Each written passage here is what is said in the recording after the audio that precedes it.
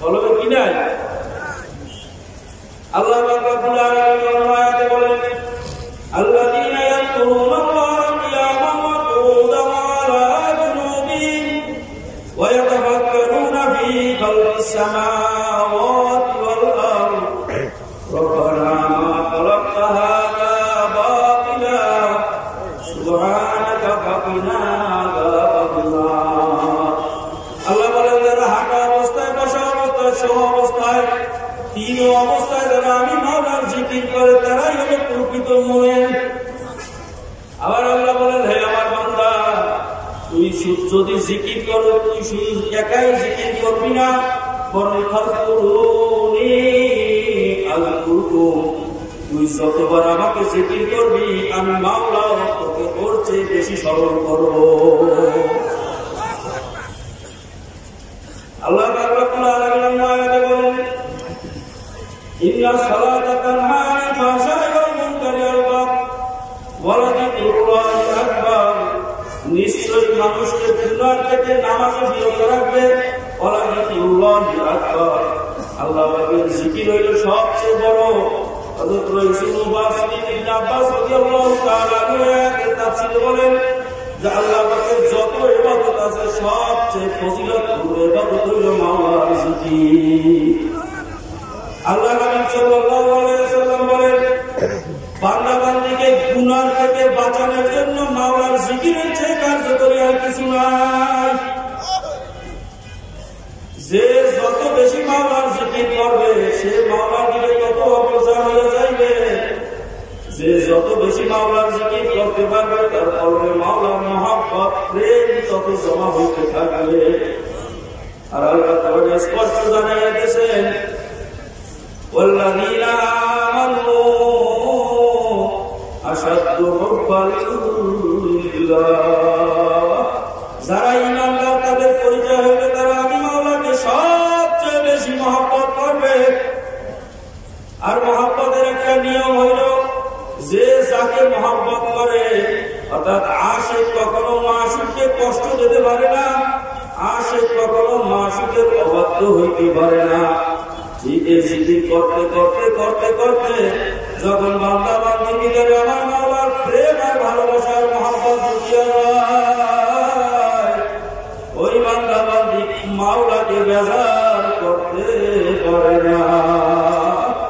ওই বান্দা বান্দি প্রত্যেকটা কদম দেওয়ার আগে চিন্তা করে এই কদমটা যে দেব আমার মাওলা আমার মাশুক এর উপরে রাজি না বেজার। যে আশিক হয় সে মাশুককে কখনো বেজার করতে পারে না।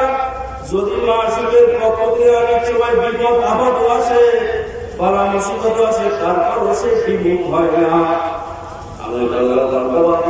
জিকির করে কিন্তু মাওলার রাস্তায় চলে, আবার তাদের উপরে বালা মুসিবত আসে, এটা হলো তাদের উপরে মাওলার একটা পরীক্ষা। লায়লা যখন দান করতেছে মানুষকে, মজনু শুনছে যে লায়লা অনেক জায়গায় দান করতেছে, তিনি শুক্রবার দান ওই ভিক্ষুকের লাইনে একটা মাটির ঘোড়া নিয়ে দাঁড়াইল। লায়লা ভিক্ষা দিতে দিতে যখন মজনু পর্যন্ত আসলো, মজনুর দিকে তাকাইয়া ঘোড়াটা হাতের থেকে নিয়া ভিক্ষা আসার দিয়া ভাঙিয়া বাড়াইল। ভিক্ষা তো দিলই না। এখন মজনু কাছে গিয়া আনন্দে লাফায় আর নাচে। সবাই ডাক দিয়ে দেওয়ারে তুই তো আসলি একটা পাগল, তোরে ভিক্ষা তো দিলেও না, তোর ঘোড়াটা ভাগ্যা বাড়াইল আর তোর তুই আরো খুশির চোটে নাচ। তখন মজনু ডাক দিয়ে দেয় তোমরা কি বুঝবা? আল্লাহু আকবার, আল্লাহ আমার মাশুক আমার লায়লা যে আমার দিকে এক নজর তাকাইছে, এর চেয়ে বড় প্রাপ্তি আমার কিছু নাই। আমার দিকে না তাকাইয়া তো আমার ঘোড়াও ধরে নাই, ঘোড়া ভাঙ্গেও নাই। ঠিক মাওলার আশিক বান্দাদের উপরে যখন কোনো বালা মুসিবত আছে তখন তারা এরকম বেজার হওয়া তো দূরের কথা, বড় খুশি হয় আমার মাওলা যে আমার দিকে তাকাইছে। আল্লাহু আকবার বিআলিয়া সে তো মাশরুক চিরঞ্জিত এরামকা তিবিরা খবর দুনিয়াতে আল্লাহ পাকের এরকম অনেক পাগল বান্ধব আছে যাদের সঙ্গে মাওলার সঙ্গে যে কি গভীর সম্পর্ক চলে, দুনিয়ার মানুষ তো দূরের কথা, দুই কাঁধের কেরামত কাতির ফেরেশতা পর্যন্ত টের করতে পারে না। আমার ভাইরা, আমার বন্ধুরা, ওই অন্ধকার কবরে আপনিও যাবেন, আমিও যাব, কিয়ামতের ময়দানে আপনিও উঠবেন, আমিও উঠবো। আর মাওলার আশিক বান্দারাও কিন্তু কিয়ামতের ময়দানে উঠবে। যারা মাওলার আশিক হইয়া দুনিয়া থেকে বিদায় নিতে পারবে, আল্লাহ রাব্বুল আলামিনের দরবারে তাদের কোনো হিসাবও নাই, নিকাশও নাই। সরাসরি মাওলা তাদেরকে জান্নাতে বিনা হিসাবে পাঠাইয়া গেলে। এখন আপনার আমার সিদ্ধান্ত নিতে হবে, দুনিয়াতে বসিয়া মাওলার পাগল হইতে চাই কি চাই না, নাকি দুনিয়ার পাগল হইয়া কবরে যাইতে চাই, নাকি সম্মানের পাগল হইয়া কবরে যাইতে চাই, নাকি অর্থ সম্পদের পাগল হইয়া কবরে যাইতে চাই, নাকি আমার মাওলার পাগল হইয়া কবরে যাইতে চাই। তারা মাওলার পাগল হইয়া কবরে যাইতে চাই। আপনি আল্লাহু আকবার, আল্লাহকে দয়া করে কবুল করিয়া নেন। তাইলে মাওলার পাগল হওয়াই লাগবে।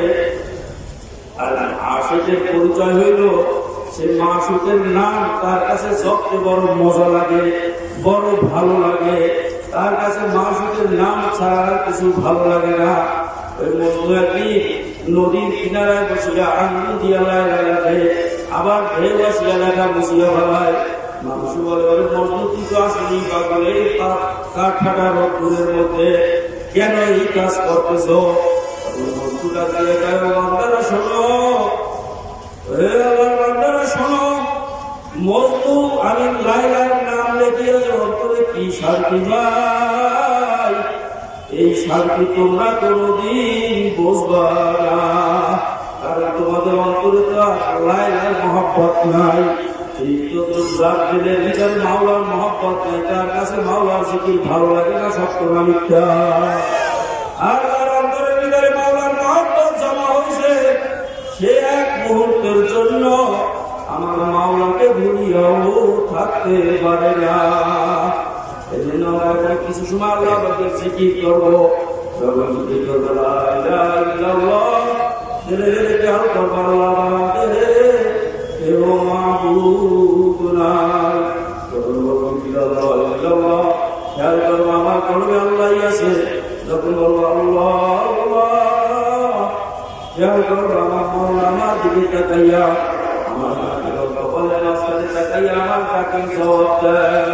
চক্ষুটাকে বন্ধ করিয়া দুনিয়ার খেয়াল কলব থেকে বাহির করিয়া একমাত্র আল্লাহ আমাকে খেয়াল করে নিয়ে চক্ষু বন্ধ করিয়া জিকির শুরু করবো। লা ইলাহা ইল্লাল্লাহ, লা ইলাহা ইল্লাল্লাহ, লা ইলাহা ইল্লাল্লাহ, লা ইলাহা ইল্লাল্লাহ, লা ইলাহা ইল্লাল্লাহ, লা ইলাহা ইল্লাল্লাহ, লা ইলাহা ইল্লাল্লাহ, লা ইলাহা ইল্লাল্লাহ, লা ইলাহা ইল্লাল্লাহ, লা ইলাহা ইল্লাল্লাহ, লা ইলাহা ইল্লাল্লাহ, লা ইলাহা ইল্লাল্লাহ, লা ইলাহা ইল্লাল্লাহ, লা ইলাহা ইল্লাল্লাহ, লা ইলাহা ইল্লাল্লাহ, লা ইলাহা ইল্লাল্লাহ, লা ইলাহা ইল্লাল্লাহ।